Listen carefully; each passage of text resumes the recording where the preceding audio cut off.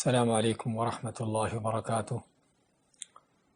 الحمد للہ رب العالمین والصلاة والسلام علی رسولہ الکریم وعلی آلہ وصحبہ ومن سار علی نہجہ الی یوم الدین وسلم تسلیما کثیرا۔ اما بعد، آج ہمارا علوم شرعیہ کا حدیث میں درس رہے گا، جس میں ہم کتاب بلوغ المرام، اس کی کتاب الجامع کہ جس میں آداب و اخلاق سے متعلقہ احادیث کو لے رہے ہیں۔ سابقہ درس میں ہم نے اس بارے میں پڑھا تھا کہ کھانے کے حوالے سے اسلام کی کیا تعلیمات ہیں، اور انسان کو اللہ تعالیٰ کی کھانے پینے کی یہ نعمت جو ہے، اس میں اس کو کس انداز سے اور کس حد تک استعمال کرنا چاہیے، اس سے اللہ کا شکر ادا ہو جائے اور انسان کی ضرورت بھی پوری ہو جائے، اور دین دنیا کے لحاظ سے جو کھانے اور پینے میں بے ضابطگی ہوتی ہے، اس سے بچتے ہوئے آدمی اللہ تعالیٰ کے حقوق بھی ادا کر سکے اور اپنی صحت مندی کا بھی اس کا بھی خیال کر سکے۔ اور اس کے علاوہ ہم نے دوسری حدیث لی تھی، اور جس باب میں اس بات کا بیان ہوا تھا کہ جو برے اخلاق ہیں وہ کیا کیا ہیں اور ان سے ہمیں کیسے بچنا ہے، تو اس ضمن میں ذکر ہوا تھا رسول اکرم صلی اللہ علیہ وسلم کی اس حدیث کا کہ جس میں آپ نے صحابہ سے پوچھا کہ تم کس کو پہلوان اور بہادر سمجھتے ہو، تو انہوں نے بتایا کہ ہم پہلوان اور بہادر اس کو جانتے ہیں کہ جو دوسروں کو بچھاڑ دیتا ہے۔ تو آپ فرمایا کہ بلکہ اصل پہلوان وہ ہے کہ جو غصے کے وقت میں اپنے آپ کو قابو کر لے، اپنے آپ پر کنٹرول کر لے۔ اور اس حدیث کی روح سے ہم نے بتایا تھا کہ غصہ یا غضب کیا چیز ہے، اس کی اصل حقیقت کیا ہے، اور یہ کہ شیطان کی طرف سے وہ انگارہ ہے کہ جو انسان کے دل میں ڈالا جاتا ہے، اور جس سے انسان کا خون جو ہے وہ جوش میں آتا ہے، اور پھر اس کی رگیں پھولتی ہیں، چہرہ سرخ ہوتا ہے، اور اس کے ہوش و حواس بھی بعض اوقات ٹھکانے نہیں رہتے۔ تو اس چیز پر خصوصاً اسلام نے تعلیمات دی ہیں کہ کس طرح غیظ و غضب کو کنٹرول کرنا چاہیے، اور اس کو کنٹرول نہ کرنے کے کیا نقصانات ہیں۔ اس کے بعد آج ہمارے پاس آپ کو جو سلیبس دیا گیا ہے اس کے مطابق حدیث نمبر 28 ہے کہ جو اسی باب سے تعلق رکھتی ہیں کہ جس میں برے اخلاق اور ان سے بچنے کی تعلیمات دی گئی ہیں۔ تو اس میں حدیث نمبر 28 میں عن جابر رضی اللہ عنہ قال قال رسول اللہ صلی اللہ علیہ وسلم اتقوا الظلم فإن الظلم ظلمات يوم القيامة واتقوا الشح فإنه أهلك من كان قبلكم۔ صحیح مسلم کی اس حدیث میں رسول کریم صلی اللہ علیہ وسلم فرماتے ہیں اتقوا الظلم کہ ظلم سے بچو، فإن الظلم ظلمات یوم القیامہ کیونکہ ظلم جو ہے وہ قیامت کے دن کے اندھیرے ہیں، قیامت کی ظلمات ہیں۔ اور دوسری چیز اس میں بیان کی گئی واتقوا الشح، اور اسی طرح کنجوسی سے بچو، بخل سے بچو۔ کس لیے؟ فَإِنَّهُ أَهْلَكَ مَنْ كَانَ قَبْلَكُمْ، کیونکہ اسی کنجوسی بخل نے تم سے پہلے لوگوں کو ہلاک کیا۔ اور اسی حدیث میں مزید الفاظ بھی ہیں کہ جس کا ترجمہ آپ کے سامنے دیا گیا ہے کہ آپ فرمایا کہ اسی بخل کنجوسی نے لوگوں کو ایک دوسرے کا خون بہانے پر اور حرام چیزوں کے ارتکاب کرنے پر لوگوں کو ابھارا، اس پر آمادہ کیا۔ تو اس حدیث میں جس طرح ہم دیکھ رہے ہیں کہ دو بدترین اخلاق اور کردار ہیں کہ جن سے بچنے کی تعلیم دی گئی ہے، ایک ہے ظلم اور دوسرا ہے بخل کنجوسی۔ ظلم کیا چیز ہے؟ ظلم کے بارے میں علماء کا کہنا ہے کہ ظلم یہ ہے کہ کسی چیز کو اس کی جگہ پر نہ رکھنا، اور جو عدل کے مد مقابل ہے اس کے اپوزٹ ہے۔ عدل کا معنی ہوتا ہے کہ کسی چیز کو اس کی جگہ رکھنا، اس کی جگہ دینا، اس کے حقیقی مقام اس کو دے دینا، یہ عدل ہے۔ اور اس کے مقابلے میں ظلم ہے کہ جب کسی چیز کو اس حقیقی مقام نہیں دیا جاتا تو یہ ظلم ہے۔ کسی کو حق جو اس کا ملنا چاہیے تھا اس کو نہ دیا جائے، یا کسی کا حق دوسرے کو دے دیا جائے، یا کسی کا جرم کسی اور کے اوپر ڈال دیا جائے۔ اور اسی طرح جو حق بات ہے اس حق بات سے تجاوز کر جانا، یہ ساری ظلم کے انداز ہیں یا ظلم کی تعریف میں آتا ہے۔ اور اقسام کے لحاظ سے ظلم کی 3 بڑی قسمیں ہیں، اور سب سے بڑا ظلم اس میں کیا ہے کہ اللہ تعالیٰ کے بارے میں اللہ کے حق میں ظلم کرنا۔ اللہ کے حق میں ظلم کیا ہے کہ یا تو ویسے ہی اللہ کا انکار کر دینا، اللہ کو ماننا ہی نہ، اس سے کفر کر دینا، یا پھر اللہ کے ساتھ اللہ کے حق میں کسی اور کو شریک کر دینا۔ تو یہ ہے کہ جو سب سے بڑا ظلم ہے، ظلم کی سب سے بڑی قسم ہے، کہ جس کے بارے میں لقمان علیہ السلام اپنے بیٹے کو وصیت کرتے ہوئے فرماتے ہیں، یا بنی لا تشرک باللہ ان الشرک لظلم عظیم، کہ بیٹا شرک نہ کرنا اللہ کے ساتھ، کیونکہ شرک ہی سب سے بڑا ظلم ہے۔ اب شرک جو ہے کیسے ظلم ہے؟ ہم نے جس طرح ظلم کی تعریف کی ہے کہ ظلم کا معنی کیا ہے کہ جس چیز کا جو حق ہے، جو اس کا مقام ہے، اس کو نہ دیا جانا۔ تو اللہ کا مقام، اللہ کا حق یہ ہے، جس طرح کہ رسول کریم صلی اللہ علیہ وسلم نے معاذ بن جبل کی حدیث میں بیان فرمایا ہے کہ حق اللہ علی العباد ان یعبدوہ ولا یشرکوا بہ شیئا، کہ اللہ تعالیٰ کا بندوں پر کیا حق ہے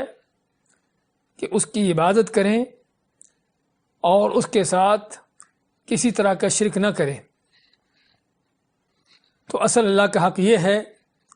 کہ اس کی عبادت کی جائے، اور وہ عبادت بھی اس کے لیے خالص مخلص ہو کر کی جائے، نہ تو بنیادی طور پر ہی اس عبادت میں اللہ کے ساتھ کسی اور کو شریک کیا جائے،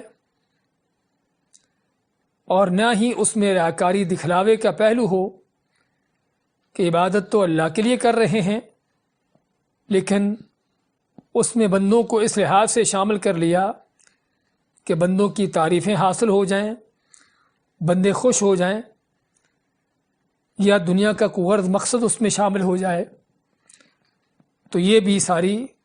شرک کی شکلیں ہیں کہ جس سے اللہ کا حق بندوں کو دے دیا جاتا ہے۔ تو بات کر رہے تھے کہ سب سے بڑا ظلم کیا ہے وہ اللہ کی ذات میں، اللہ کے بارے میں، اللہ کے حق میں ظلم ہے کہ جب اس کو یا تو اس کا انکار کر دیا جاتا ہے، جبکہ اللہ کا حق یہ ہے کہ اس کو مانا جائے، اس پر ایمان لایا جائے، اور یا پھر اللہ کو ماننے کے ساتھ ساتھ اللہ کے حق میں کسی اور کو شریک کر دیا جائے۔ عبادت جو کہ صرف اللہ کا حق ہے، اس عبادت میں بندوں کو بھی جب شریک کر دیا جاتا ہے تو یہ وہ ظلم ہے کہ جو سب سے بڑا ظلم قرار دیا گیا ہے۔ اور دوسرا ظلم کیا ہے کہ جو آدمی خود اپنی جان پر ظلم کرتا ہے۔ آدمی جب اپنی جان پر خود ظلم کرتا ہے تو یہ بھی ظلم کی دوسری بڑی شکل ہے، جس کے بارے میں اللہ تعالیٰ نے کہ فرمان ہے فَمِنْهُمْ ظَالِمٌ لِنَفْسِهِ، کہ لوگوں میں سے کچھ وہ بھی ہیں کہ جو اپنی جان پر ظلم کرتے ہیں۔ اور جان پر ظلم کیا ہے؟ جان پر ظلم جو ہے انسان کا ہر گناہ ہے، شرک سے لے کر ہر بڑا گناہ ہو یا چھوٹا گناہ ہو، وہ انسان کا اپنی جان پر ظلم ہے۔ اور جان پر ظلم کیسے ہے کہ آدمی جو بھی گناہ کرتا ہے، اللہ کی نافرمانی کرتا ہے، تو یہ گناہ اور نافرمانی کر کے حقیقت میں اللہ کے عذاب کا حقدار بنتا ہے، اللہ کے عذاب کا حقدار ٹھہرتا ہے۔ تو جس طرح کہ اس نے اپنی جان کو خود بخود جہنم کا ایندھن بنایا ہو، گناہ کر کے اپنے آپ کو جہنم میں ڈال رہا ہو، آگ میں جھونک رہا ہو، تو یہ ہے جو انسان کے اپنی جان پر ظلم ہے۔ تو اس لحاظ سے انسان کا ہر گناہ یہ ظلم ہے۔ اور اسی لیے اللہ کے نبی صلی اللہ علیہ وسلم کی دعاؤں میں سے ہے کہ آپ اللہ سے جو دعائیں کرتے ہوئے، اذکار کرتے ہوئے اس میں یہ بھی کہتے رب انی ظلمت نفسی ظلما کثیرا، اے میرے رب میں نے اپنی جان پر بہت ظلم کیا ہے۔ تو اس لحاظ سے انسان کا ہر گناہ، چاہے وہ اللہ کی ذات کے بارے میں گناہ ہو یا بندوں کے حقوق کے حوالے سے اس کا کوئی ظلم زیادتی کا معاملہ ہو، تو سب سے پہلے آدمی خود اپنی جان پر ظلم کر رہا ہوتا ہے۔ تو ظلم کی دوسری بڑی شکل یہ ہے کہ جہاں پر انسان خود اپنی جان پر ظلم کرتا ہے۔ اور تیسری ظلم کی قسم وہ کون سی ہے کہ جو بندوں پر ظلم ہے، لوگوں پر ظلم کیا جاتا ہے، اور جو اصل ہمارے آج کی اس حدیث کا موضوع ہے کہ بندوں پر ظلم، کیونکہ اللہ کے حق میں ظلم جو شرک ہے وہ تو کھلا کا کھلا کفر ہے کہ جس کا کرنا جو ہے، کرنے والا اگر توبہ طائب نہیں ہوتا، اپنے اسی شرک پر مر جاتا ہے، تو اس کے لیے ہمیشہ جہنم ہے، اور جو اس لیے اس کو سب سے بڑا ظلم قرار دیا گیا۔ لیکن دوسرا ظلم جو بندوں پر ظلم ہے، اور بندوں پر ظلم کی کئی شکلیں صورتیں ہوتی ہیں۔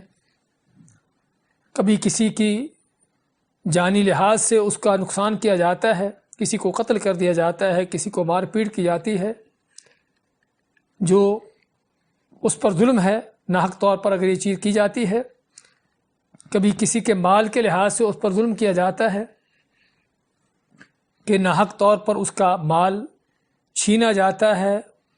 دھوکے سے اس کا مال حاصل کیا جاتا ہے، یا اس کا حق جو ہے، جو اس کو دینے والا ہوتا ہے، اس کو ضبط کر لیا جاتا ہے۔ تو یہ مختلف شکلیں صورتیں جو مالی لحاظ سے لوگوں پر ظلم ہوتے ہیں۔ اور اسی طرح جان و مال کے علاوہ کسی کی عزت پر ظلم، اس کو بے عزتی کر دینا، اس کی بدنام کرنا، اس کی عزت کو خراب کرنا، طعن و تشنیع کرتے ہوئے، گالی گلوچ کرتے ہوئے، بہتان بازی کرتے ہوئے، یا اس طرح کے الزام تراشیوں کے انداز سے، کسی بھی انداز سے کسی کی عزت کو خراب کرنا، یہ ظلم ہے۔ اور اسی ظلم کے حوالے سے نبی اکرم صلی اللہ علیہ وسلم نے حجۃ الوداع کے موقع پر خطبہ ارشاد فرماتے ہوئے کیا فرمایا کہ اللہ تعالیٰ نے تم پر دوسروں کی جان، ان کے مال اور ان کی عزت کو حرام کیا ہے، اسی طرح سے حرام کیا ہے کہ جس طرح یہ دن حرمت والا ہے، یہ مہینہ حرمت والا ہے اور یہ جگہ حرمت والی ہے۔ اور رسول اکرم صلی اللہ علیہ وسلم کب یہ خطبہ ارشاد فرما رہے تھے؟ حج کے دنوں میں، کہ جو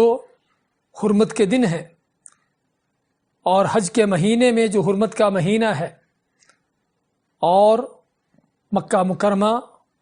اور حرم کے اس علاقے میں جس کو اللہ نے جب سے آسمان و زمین کو پیدا کیا ہے اس خطے کو حرمت والا قرار دیا ہے۔ تو آپ میں کہ جس طرح تمہارا یہ دن، تمہارا یہ مہینہ اور یہ جگہ حرمت والی ہے، اسی طرح اللہ تعالیٰ نے تم پر دوسروں کے مال، ان کی جانیں اور ان کی عزتوں کو تم ہے کہ تم ان پر ظلم زیادتی کرو۔ تو بات کر رہے تھے کہ یہ ظلم کے مختلف انداز، اور پھر مزید یہ قرآن کریم میں یا قرآن و احادیث میں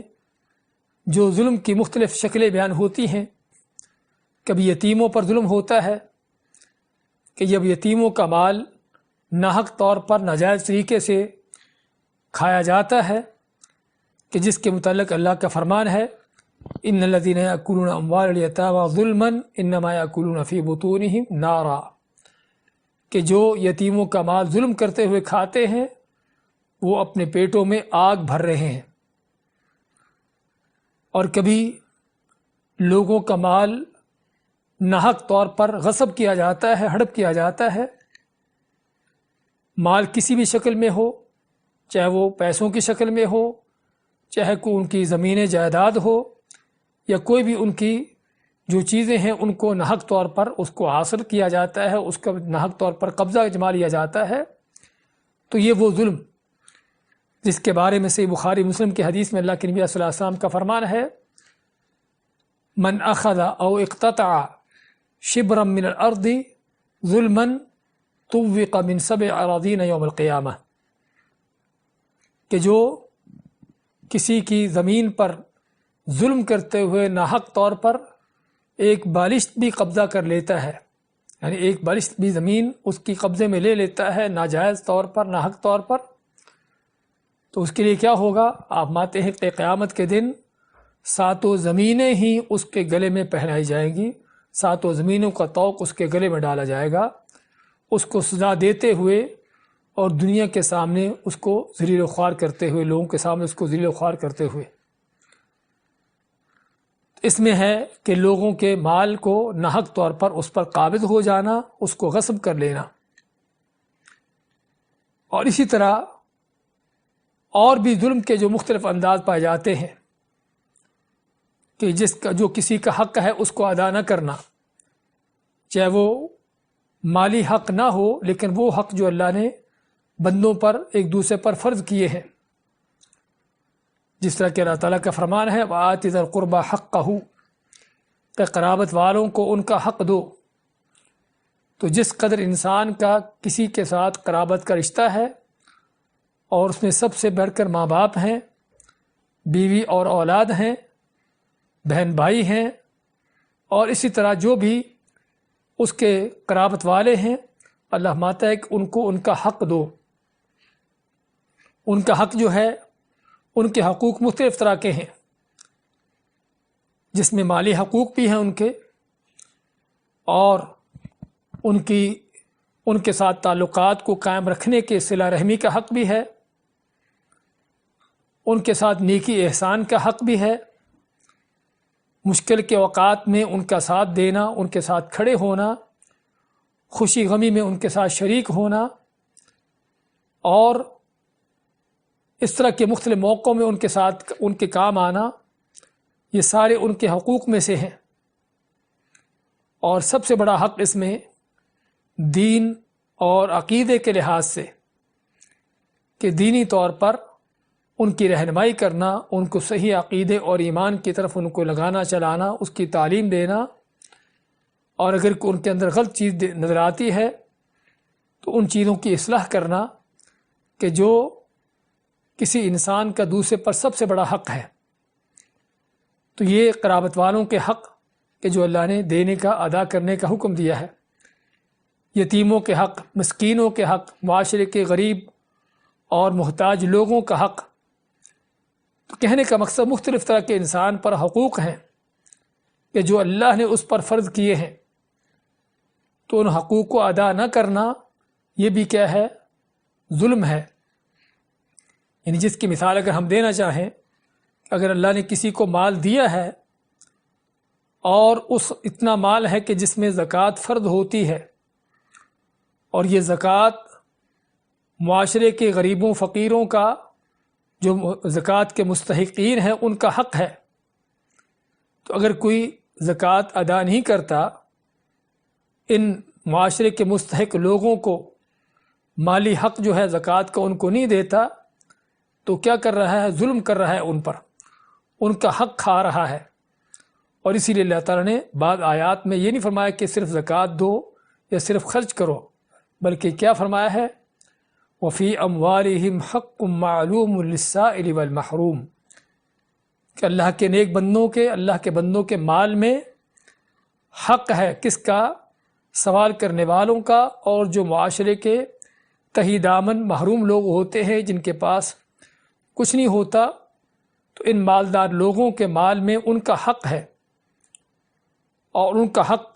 قرار دینے کا معنی کیا ہے؟ کہ اگر کوئی صدقہ خیرات یا زکوٰۃ جو اس پر فرض ہوتی ہے ان کو ادا نہیں کرتا، تو ان کا حق کھا رہا ہے۔ اور یہ بات میں اس لیے توجہ دلا رہا ہوں اس پر کہ ہم اکثر حالات میں اکثر بیشتر جو لوگوں کو ظاہری حقوق دینے والے ہیں، کسی سے کسی کا قرض لیا ہے، اس کو قرض اس کا ادا کرنا، کسی نے امانت رکھی اس کی امانت اس کو واپس کر دینا، یا کسی سے کام لیا ہے اس کی اجرت مزدوری اس کو دینا، ہم ان چیزوں کو حقوق سمجھتے ہیں۔ لیکن جہاں پر اللہ کی طرف سے جو فرض کردہ حقوق ہیں، زکوٰۃ کی شکل میں، صدقہ خیرات کی شکل میں، بھوکوں کو کھانا کھلانے کی شکل میں، اس انداز سے ان کو حقوق کا درجہ نہیں دیتے یا ان کو حقوق نہیں سمجھتے، حالانکہ اللہ تعالیٰ نے ان چیزوں کو بھی حقوق کا نام دیا ہے۔ تو جس سے کیا پتہ چلا کہ انسان پر دنیا میں رہتے ہوئے مختلف طرح کے حقوق ہیں، کچھ اللہ کے حوالے سے ہیں، کچھ بندوں کے حوالے سے ہیں۔ تو ان سارے حقوق کو ادا کرنا یہ ہے عدل، اور ان میں سے کسی چیز کو چھوڑ دینا یا نہ ادا کرنا یہ ہے ظلم۔ جس ظلم کے بارے میں ہم حدیث کیا، اتقوا الظلم، کہ ظلم سے بچو۔ کس لیے؟ فإن الظلم ظلمات یوم القیامہ، کیونکہ ظلم جو ہے قیامت کے دن کے اندھیرے ہیں۔ اور قیامت کے دن کے اندھیرے کیسے ہیں؟ اگر تو شرک ہے تو ظاہری بات ہے کہ سب سے بڑا اندھیرا یہ ہے کہ جس کا نتیجہ، جس کا انجام ہمیشہ ہمیشہ کی جہنم ہے۔ اگر تو یہ ظلم شرک کی شکل میں ہے، اور اگر یہ ظلم اللہ تعالیٰ کے اور کسی حقوق کی پامالی کے حوالے سے ہے، یعنی جس طرح کہ نماز کو ادا نہ کرنا، نماز کی پابندی نہ کرنا، یا اور اللہ تعالیٰ کے حقوق کے حوالے سے ہے، تو کوئی شک نہیں کہ یہ بھی انسان کا اپنی جان پر ظلم ہے کہ جس کا خمیازہ اس کو قیامت کے دن بھگتنا ہوگا۔ اور اگر بندوں کے حوالے سے ظلم ہے، بندوں کے حقوق کے بارے میں جس طرح ہم ذکر کر رہے تھے، تو یہ بھی قیامت کے دن کے اندھیرے اس کے ظلمات ہیں کہ جہاں پر انسان اپنی نیکیاں کھو دے گا اور لوگوں کے گناہ اپنے سر پر ڈالے گا۔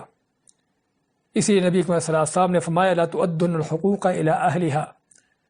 اے لوگو تمہیں حقداروں کے حق ادا کرنا ہوں گے، اور کسی کا بھی تم پر حق ہے اس کو دنیا میں ہی ادا کر لو، اس سے پہلے کہ قیامت کا دن ہو، کہ جس دن تمہارے پاس کوئی پائی پیسہ نہ ہو، اور پھر تم کو اپنی نیکیاں دے کر لوگوں کے حقوق دینا پڑے، ان سے جان چھڑانا پڑے، اور اگر نیکیاں نہ ہوگی تو پھر ان کے گناہ سر پر لے کر جہنم کو جانا ہو۔ تو اصل سب سے بڑا انسان کا اپنی جان پر ظلم یہ ہے، اور اس لحاظ سے ظلم جو ہے وہ قیامت کے دن کے اندھیرے ہیں۔ اور پھر ظلم ایسی گھنونی چیز ہے کہ جس کے بارے میں اللہ تعالیٰ بندوں کو تنبیہ کرتے ہوئے فرماتا ہے، جس طرح کہ صحیح مسلم کی حدیث ہے، یا عبادی انی حرمت الظلم علی نفسی وَجَعَلْتُهُ بَيْنَكُمْ مُحَرَّمًا فَلَا تَظَالَمُوا، اے میرے بندو بے شک میں نے اپنی جان پر بھی ظلم کو حرام کیا ہے۔ اللہ تعالیٰ اپنے آپ پر، اپنی ذات پر جو چیز چاہے فرض کرے، جس چیز کو چاہے حرام کرے۔ اللہ تعالیٰ ہر چیز کی قدرت رکھتا ہے۔ ہاں، بندوں میں سے، مخلوقات میں سے کسی کو اس بات کا زور نہیں کہ اللہ کے اوپر کوئی چیز فرض کر سکے یا اللہ تعالیٰ کے اوپر کوئی چیز حرام کر سکے، لیکن اللہ کے اپنی ذات پر بندوں کی خاطر، بندوں کی بھلائی کے لیے اپنی جان، اپنے آپ پر بعض چیزوں کو فرض کر لیتا ہے، جس طرح کہ توحید پر چلنے والوں کا، اللہ کا حق توحید کا ادا کرنے والوں کا اللہ نے اپنے اوپر فرض کیا ہے۔ حق اللہ علی العباد ان یعبدوہ ولا یشرکوا بہ شیئا، کہ اللہ کے بندوں پر حق کیا ہے کہ اس کی عبادت کریں، اس کے ساتھ شرک نہ کریں۔ وحق العباد علی اللہ، اور اس کے اگر بندے یہ کر لیتے ہیں کہ صرف اللہ کی عبادت کرتے، اس کے ساتھ شرک نہیں کرتے، تو پھر اللہ نے اپنے اوپر فرض کیا اس بات کو، کس بات کو، کہ اللہ تعالیٰ پھر ایسے بندوں کو عذاب نہ دے جو صرف اس کی عبادت کرنے والے، شرک نہیں کرنے والے۔ تو اللہ نے توحید پر چلنے والے توحید پرستوں کے لیے اپنے اوپر فرض کر لیا ہے کہ ان کو بخشنا ہے، ان کی مغفرت کرنا ہے، ان کو جنت دینا ہے۔ اور اسی طرح اپنے اوپر اس چیز کو بھی حرام کر دیا کہ اللہ شرک کرنے والے کو جنت میں بھیجے، جس طرح کہ توحید پر چلنے والے کو، اس کے اوپر جہنم کو حرام کیا ہے اللہ نے اپنے اوپر، اسی طرح شرک کرنے والے کے حوالے سے اللہ نے اپنے اوپر حرام کیا ہے کہ اس کو جنت میں بھیجے۔ اور اسی طرح اپنے اوپر اللہ نے ظلم کو بھی حرام کیا۔ تو اسی حدیث میں، حدیث قدسی میں فرماتا ہے انی حرمت الظلم علی نفسی، کہ میں نے خود اپنے آپ پر ظلم کو حرام کیا ہے، وجعلتہ بینکم محرما، اور تمہارے درمیان بھی ظلم کو حرام قرار دے دیا ہے، فلا تظالموا، تو ایک دوسرے پر ظلم نہ کرو۔ تو چنانچہ ظلم یہ ہے کہ جس کا اللہ تعالیٰ نے خود اپنے اوپر اس چیز کو حرام کیا ہے۔ اور ہم یہ بھی دیکھنا چاہیں گے کہ ظلم کے انجام کیا ہیں۔ ہاں، ظلم کے انجام قرآن کریم کے ایک نہیں بلکہ 10 آیات ہیں کہ جس میں اللہ تعالیٰ نے ظلم کی، اس کی عاقبت، اس کا انجام بیان کیا ہے۔ فرعون کے حوالے سے اللہ نے ذکر کیا اس کی تاریخ کا، اس کو غرق کیا، اس کو تباہ کرنے کے بعد اس کو، اس کی فوج لشکر کو فرمایا فانظر کیف کان عاقبۃ الظالمین،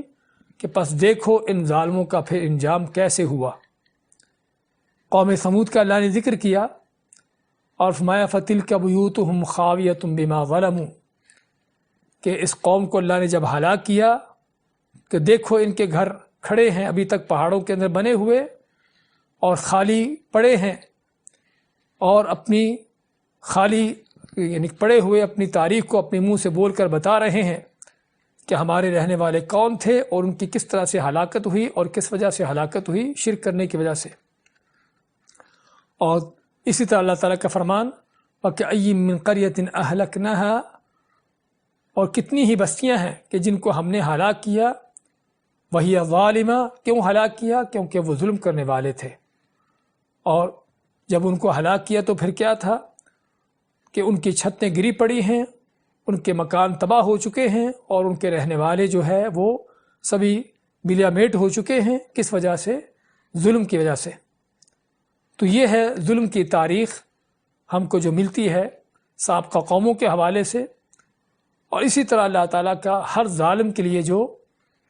وعید ہے وَسَيَعْلَمُ الَّذِينَ ظَلَمُوا أَيَّ مُنْقَلَبٍ يَنْقَلِبُونَ،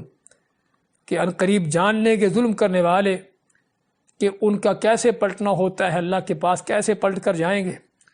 ان کا کیا انجام ہوتا ہے۔ وَلَا تَحْسَبَنَّ الَّذِينَ وَلَا تَحْسَبَنَّ اللَّهَ غَافِلًا عَمَّا يَعْمَلُ الظَّالِمُونَ، اور نہیں سمجھو کہ اللہ تعالیٰ بے خبر ہے، غافل ہے،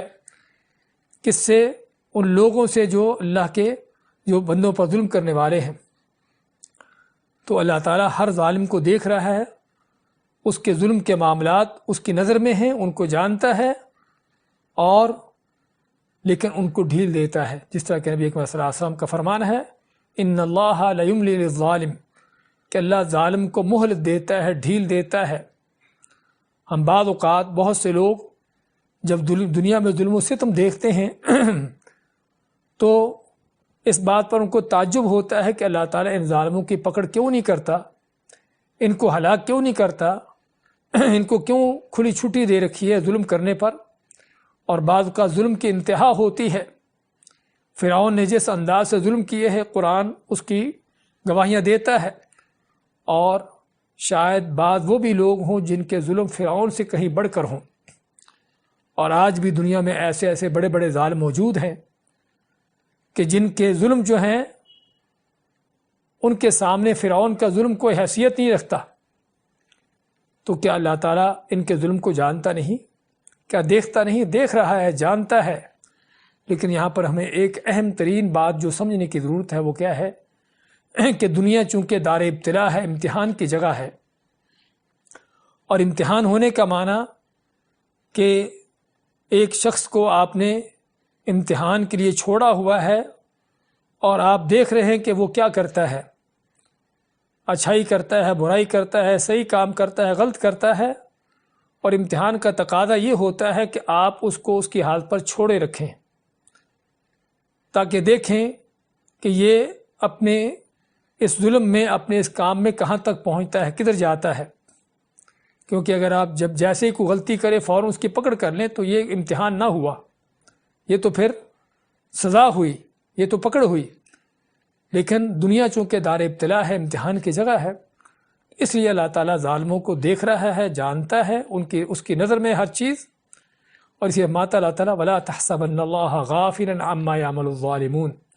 کہ نہ سمجھو کہ اللہ تعالیٰ غافل ہے، بے خبر ہے اس سے جو یہ ظالم کر رہے ہیں۔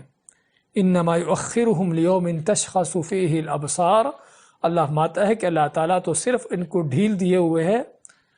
اس دن کے لیے، قیامت کے دن کے لیے جب ان کی آنکھیں جھکی ہوں گی۔ تو کہنے کا مقصد دنیا چونکہ امتحان کی جگہ ہے تو اللہ نے ان ظالموں کو چھوڑا ہوا ہے، ڈھیل دی ہوئی ہے، مہلت دی ہوئی ہے۔ اور اسی لیے آپ فرماتے ہیں کہ ان اللہ لیملی للظالم، کہ اللہ ظالم کو ڈھیل دیتا ہے، لیکن اس کا ڈھیل دینے کا بھی ایک وقت ہوتا ہے، ایک مہلت ہوتی ہے، اور جب وہ وقت مکمل ہو جاتا ہے، مہلت کی مدت ختم ہو جاتی ہے، تو پھر کیا ہوتا ہے؟ فَإِذَا أَخَذَهُ لَمْ يُفْلِتْهُ، اور جب پکڑنے پر آتا ہے تو پھر ایسی پکڑ کرتا ہے کہ جس کے بارے میں اللہ تعالیٰ خود فرماتا ہے اِنَّ بَطْشَ رَبِّكَ لَشَدِيدٌ، کہ بے شک تیرے رب کی پکڑ جو ہے بڑی سخت ہے۔ اور آپ بلکہ یہاں پر اس آیت کی تلاوت کرتے ہیں وَكَذَلِكَ أَخْذُ رَبِّكَ إِذَا أَخَذَ الْقُرَى وَهِيَ ظَالِمَةٌ، اور ایسے ہی تیرے رب کی پکڑ ہے کہ جب اللہ تعالیٰ ظالم قوموں کو، ظالم بستیوں کو پکڑ کرتا ہے، وَهِيَ ظَالِمَةٌ إِنَّ أَخْذَهُ عَلِيمٌ شَدِيدٌ، بے شک تیرے رب کی پکڑ جو ہے بڑی ہی دردناک اور بہت شدید ہوتی ہے۔ تو خیر کہنے کا مقصد کہ یہ ہے ظلم کا انجام، اور بھی بہت سی اس کی یعنی کہ جو اس کے انجام بیان کیے گئے ہیں۔ تو انسان کو ضرورت ہے اس انجام کو سمجھنے کی، دیکھنے کی، اور اس بات کو جاننے کی کہ ظلم کر کے وہ کہاں جائے گا۔ آخر وہ دن آنے والا ہے، اگر دنیا میں نہیں تو آخرت میں، کہ جب اس کو اپنے ظلم کا پورا بدلہ دینا ہوگا، اور پھر بدلہ بھی وہاں پر اگر نیکیاں ہیں تو وہ دے کر، اگر نیکیاں نہیں تو لوگوں کے گناہ سر پہ اٹھا کر۔ اور ظلم کتنا بڑا ہو، حتیٰ کہ آپ فرماتے ہیں وَلَوْ كَانَ قَضِيبًا مِّنْ أَرَاكَ، کہ کسی کا ناحق مال غصب کر لینا، ہڑپ کر لینا، چھین لینا، اس پر قابض ہو جانا، یہ نہیں کہ بہت بڑی کوئی جائیدادیں ہوں، بہت بڑی پراپرٹیز ہوں۔ آپ مانتے ہیں کہ اگرچہ معمولی کوئی مسواک کے برابر بھی کوئی اتنی سی چیز بھی ہے، اس کو بھی ناحق طور پر کسی سے غصب کیا ہے، چھینا ہے، اس پر قبضہ جمایا ہے، تو اس کا بھی پورا بدلہ دینا ہوگا۔ تو یہ ہے ظلم کا انجام کہ جس کو انسان کو اپنے سامنے رکھنا چاہیے کہ وہ ظلم کر کے بچے گا نہیں۔ اور یہ تو ہم آخرت کی باتیں کر رہے ہیں، بلکہ اس سے پہلے دنیا کے اندر ہی ظالم جو ہے اس کو کبھی سکون و اطمینان حاصل نہیں ہوتا، اور ظلم جس پر ہو رہا ہے، مظلوم جو ہے، اس کو جو اذیت ہے، تکلیف ہے، وہ تو ہے، لیکن حقیقت میں ظالم جس بے چینی کے اندر اور جس جو ہے وہ یعنی بدحالی کی اور بدبختی کی زندگی میں ہوتا ہے، وہ شاید مظلوم کی بھی وہ کیفیت نہ ہو۔ تو دیکھنے کو ظالم بعض کا چڑھا ہوا نظر آتا ہے، بعض کا تو اس کی بدماشی اور اس کی گنڈا گردی پتہ چلتا ہے کہ بڑے یہ مزے میں ہے، لیکن حقیقت میں دلی طور پر جو اس کے اوپر پریشانیاں اور اس کے اوپر غم اور بے چینیاں مسلط ہوتی ہیں اللہ کی طرف سے ظلم کی وجہ سے، تو وہ وہی جانتا ہے، اللہ تعالیٰ جانتا ہے۔ اس طرح ظلم کے بدترین جو انجام ہے آخرت سے پہلے دنیا کے اندر ہی، وہ یہ بھی ہے کہ اللہ تعالیٰ ظالم سے اپنی مدد اٹھا لیتا ہے۔ ابن تیمیہ رحمۃ اللہ علیہ فرماتے ہیں کہ اللہ تعالیٰ ایسی قوموں کی، ایسے لوگوں کی مدد کرتا ہے اگرچہ وہ کافر بھی کیوں نہ ہوں، اللہ کی مدد، نصرت، خیر و برکات ان پر نازل ہوتی ہیں اگرچہ وہ کافر بھی کیوں نہ ہوں، لیکن شرط کیا ہے کہ وہ عدل کرنے والے ہوں، انصاف پر ہوں، کہ ان کے ہاں ظلم نہ ہوتا ہو۔ اور یہی وجہ ہے کہ سابقہ زمانوں سے لے کر تاریخ پڑھنے والا دیکھتا ہے کہ بعض وہ قومیں اگرچہ وہ کفر پر تھیں، اگرچہ وہ شرک پر تھیں، لیکن ان معاشروں کے اندر بندوں پر ظلم نہیں تھا۔ اللہ تعالیٰ کی طرف سے دنیا کی کیا سہولتیں، کیا فراوانیاں ان کے لیے رہی ہیں۔ اور اس کے مد مقابل ابن تیمیہ فرماتے ہیں کہ اللہ تعالیٰ ایسی قوموں سے اپنی مدد اٹھا لیتا ہے اور بلکہ ان پر ہلاکتیں ڈالتا ہے اگرچہ وہ ایمان کے دعوے دار بھی کیوں نہ ہوں، کہ جن کے اندر ظلم ہوتا ہے۔ اس لیے آخر سے پہلے دنیا کے اندر ہی ظلم کا انجام یہ ہوتا ہے۔ ایک اٹھا کر دیکھیں کہ ظلم کی کوئی حکومت، ظلم کی کوئی سلطنت اور ظلم کی قومیں کبھی بھی وہ زمین پر باقی نہیں رہیں اور چلی نہیں۔ ہاں، ایک وقت تک ان کو مہلت ملی ہے، ڈھیل ملی ہے اللہ کی طرف سے جو مقدر تھا، اس کے بعد ان کی تباہی بربادی ہوئی ہے۔ تو یہ ہے ظلم کا انجام دنیا آخرت میں۔ آخری نقطہ اس حوالے سے کہ اگر ظلم ہوتا ہو تو ایک مسلمان مومن کو دوسروں کے بارے میں کیا موقف اختیار کرنا چاہیے، یعنی ظلم کرنے والوں کے حوالے سے ایک عام آدمی مسلمان کا کیا موقف ہونا چاہیے، اس کے بارے میں رسول کریم صلی اللہ علیہ وسلم کا فرمان ہے، انصر اخاک ظالما او مظلوما، کہ اپنے بھائی کی مدد کرو چاہے وہ ظالم ہو یا مظلوم ہو۔ تو صحابہ اکرام نے فرمایا کہ اگر مظلوم ہے تو اس کی مدد تو واضح پتہ چلتا ہے کہ مظلوم کی مدد کرنا، اس کو ظلم سے بچانا، چھڑانا، یہ تو ہم کو سمجھ آتی ہے، لیکن ظالم کی مدد کیسے ہوگی؟ یعنی ظاہراً دیکھنے والے کو یہ معلوم ہوتا ہے کہ شاید ظالم کی مدد یہ ہے کہ تم اس کو، یعنی کہ اس کی مدد کرو، جو کسی کے خلاف جو کر رہا ہے اس کے مدد کرو تاکہ اور اس کے خلاف چیز کر سکے۔ آپ کا مقصد یہ نہیں ہے۔ آپ نے کیا فرمایا کہ ظالم کی مدد یہ ہے ان تکفہ من الظلم، کہ اس کو ظلم سے باز رکھو، اس کو ظلم سے روکو۔ اور یہ کوئی شک نہیں کہ اس کی بہت بڑی مدد ہے۔ مدد کس لحاظ سے ہے؟ کہ تاکہ دنیا کے اندر بھی اپنے ظلم کے انجام سے، اس کی بربادی سے بچ جائے، اور اگر دنیا نہیں تو کم از کم آخرت میں جو اس کو ظلم کی سزا ملنے والی ہے، تاکہ اس ظلم کی سزا سے بچ سکے۔ تو کوئی شک نہیں کہ ظالم کا ہاتھ پکڑنا، اس کا ہاتھ روکنا ظلم سے، اس کی بہت بڑی مدد ہے۔ تو یعنی کہ کسی بھی ظالم کے حوالے سے جہاں پر ظلم ہوتا ہو تو دوسرے لوگوں کا فرض بنتا ہے اس ظالم کا ہاتھ روکنا، اس کو ظلم سے باز رکھنا، مظلوم کی مدد کرنا۔ اسی طرح جہاں پر ظلم ہوتا ہو، ظالموں کا ساتھ نہ دینا، ان کو اگر روک نہ سکے ہوں اور ان کو ظلم سے منع نہ کر سکتے ہوں، تو تب بھی ان سے کنارہ کشی اختیار کرنا، ان سے الگ ہو جانا۔ کہ بعض اوقات ظالم ایسا چڑھا ہوتا ہے، بدماش ہوتا ہے، کہ جس کو روکنے کی انسان کے اندر طاقت قوت نہیں ہوتی، اور سمجھتا ہے کہ اگر اس کو روکوں گا تو خود میرے ہی خلاف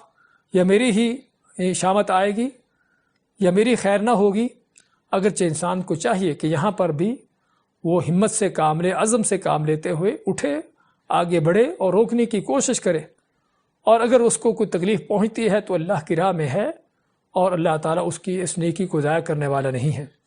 لیکن اگر آدمی سمجھے کہ میں کمزور ہوں،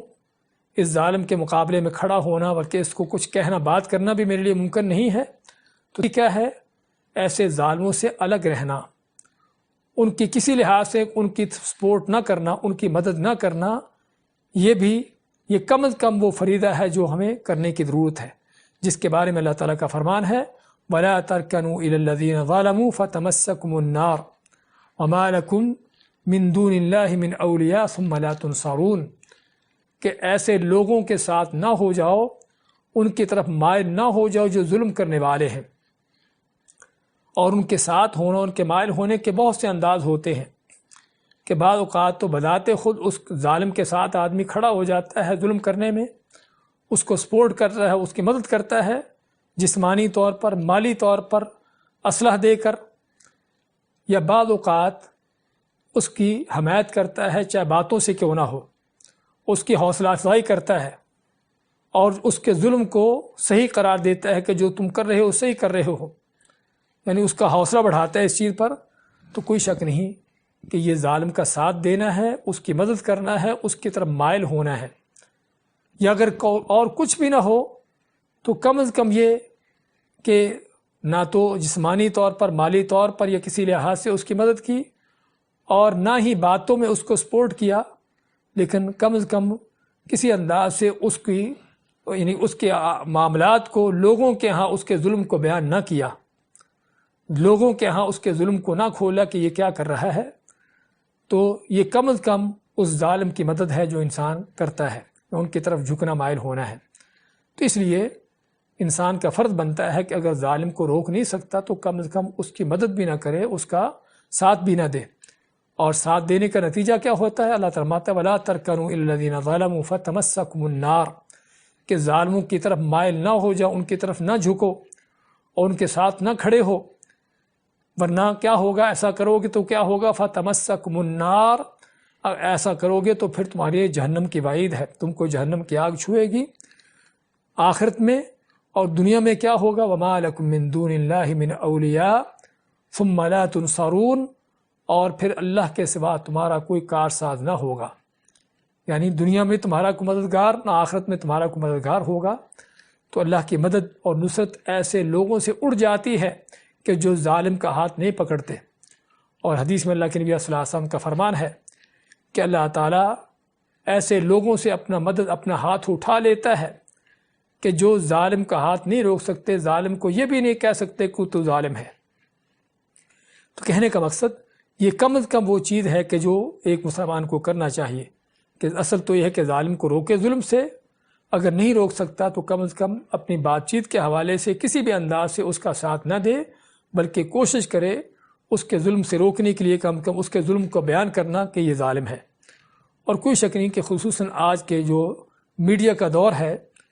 اس میں ظالم کے ظلم کو بیان کرنا ہی، اس کے ظلم کو کھولنا ہی لوگوں کے سامنے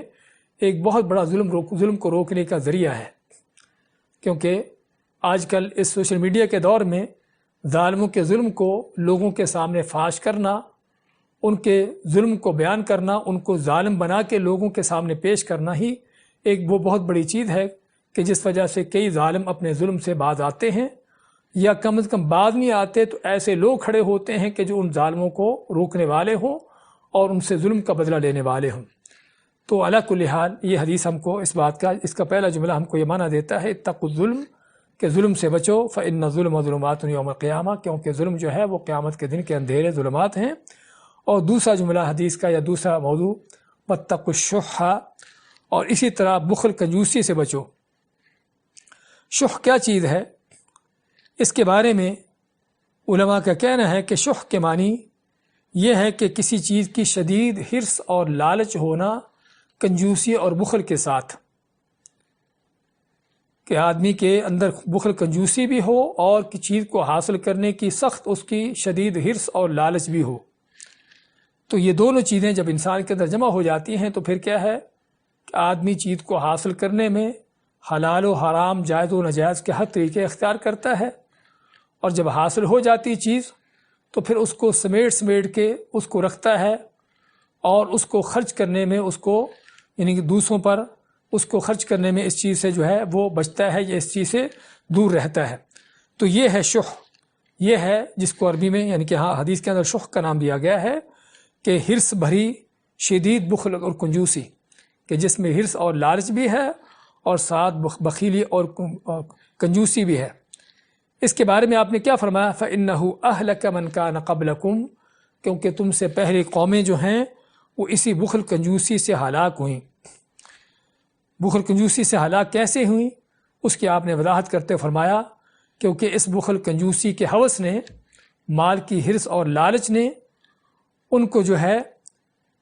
یعنی کہ مال کو اکٹھا کرنے پر، مال کو حاصل کرنے پر، اس چیز پر ان کو اکسایا، اور پھر اس بات پر انہوں نے لوگوں کے خون بہائے اور حرام چیزوں کا ارتکاب کیا۔ تو یہ ہے بخل کنجوسی کا اس کا یعنی کہ انجام، اس کا نتیجہ کہ جب انسان کے اندر یہ چیز پیدا ہو جاتی ہے، مال کی حرص اور لالچ پیدا ہو جاتی ہے، مال کی ہوس پیدا ہو جاتی ہے،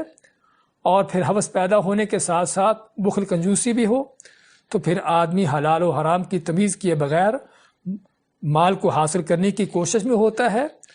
اور جس کے نتیجے میں اس کی دنیا اور آخرت دونوں ہی برباد ہوتے ہیں۔ اور اسی لیے اللہ تعالیٰ نے بخل کنجوسی سے بچنے والوں کی تعریف کی ہے، جس طرح کہ سورہ حشر میں اللہ تعالیٰ نے جب ان لوگوں کا ذکر کیا کہ جو اللہ کی راہ میں خرچ کرنے والے ہیں،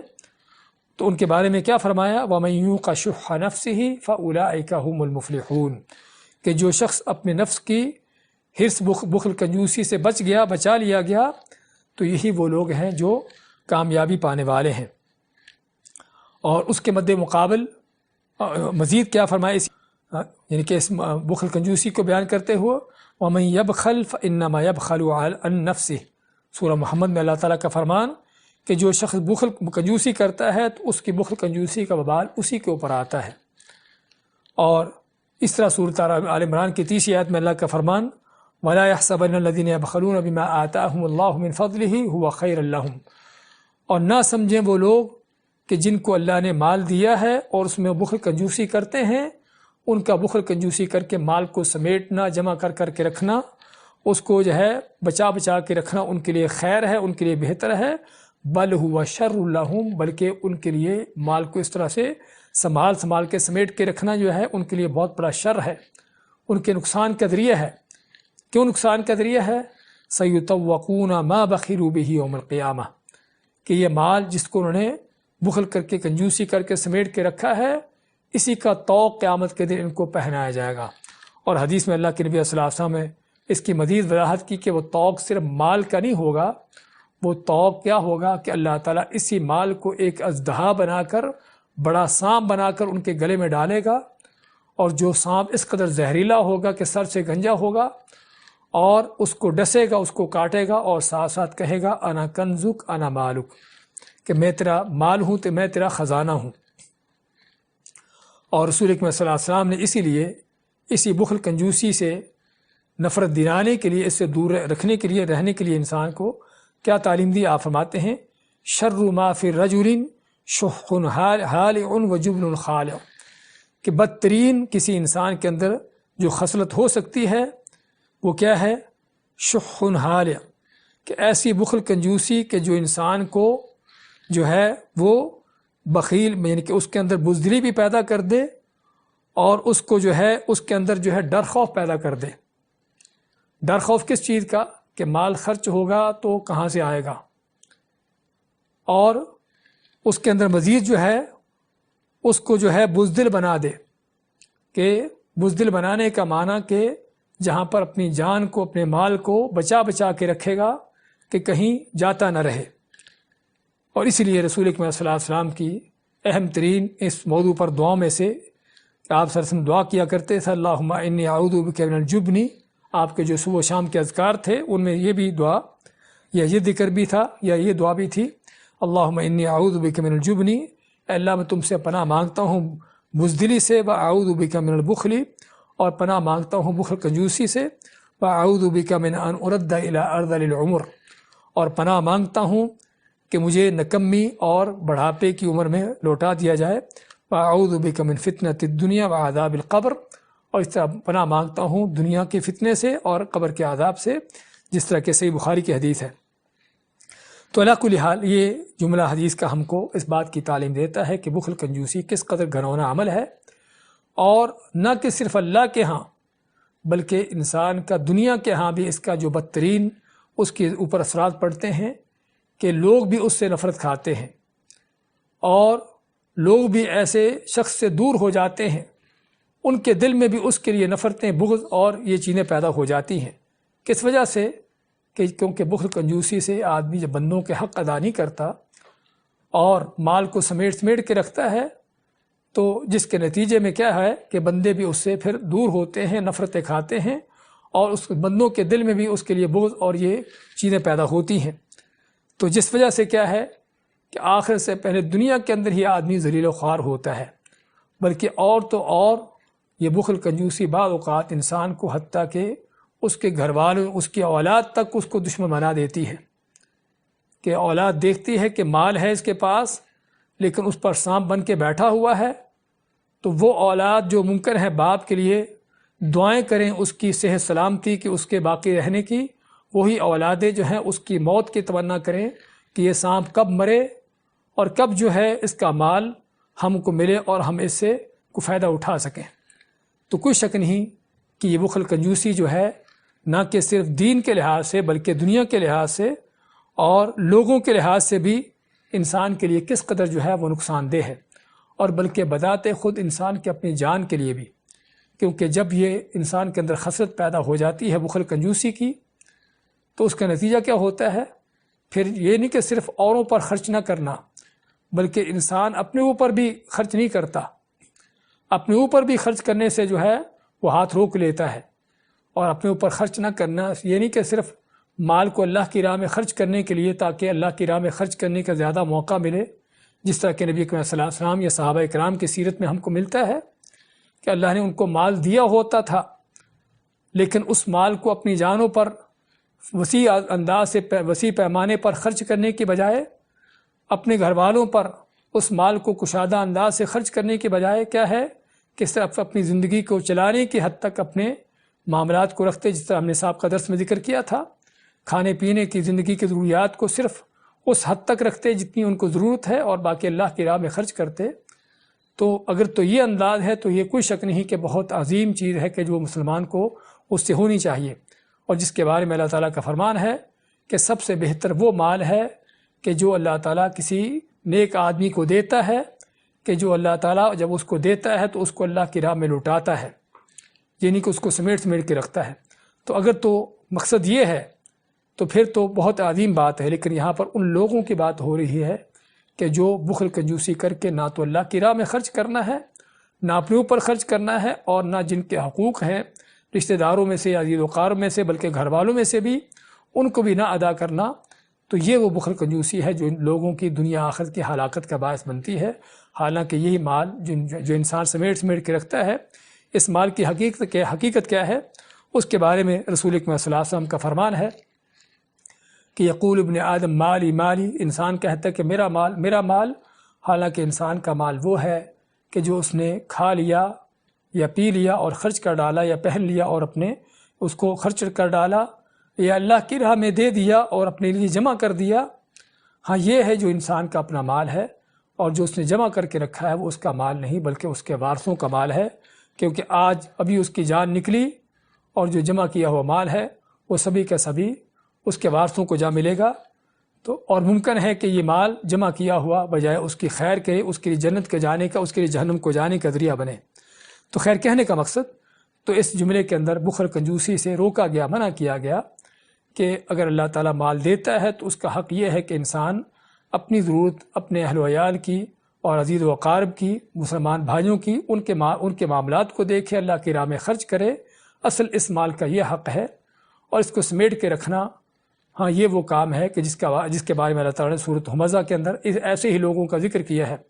وَيْلٌ لِكُلِّ ہُمَزَةٍ لُمَزَةٍ الَّذِي جَمَعَ مَالًا وَعَدَّدَهُ، کہ بربادی ہے ہر اس شخص کے لیے جو تانے باز ہے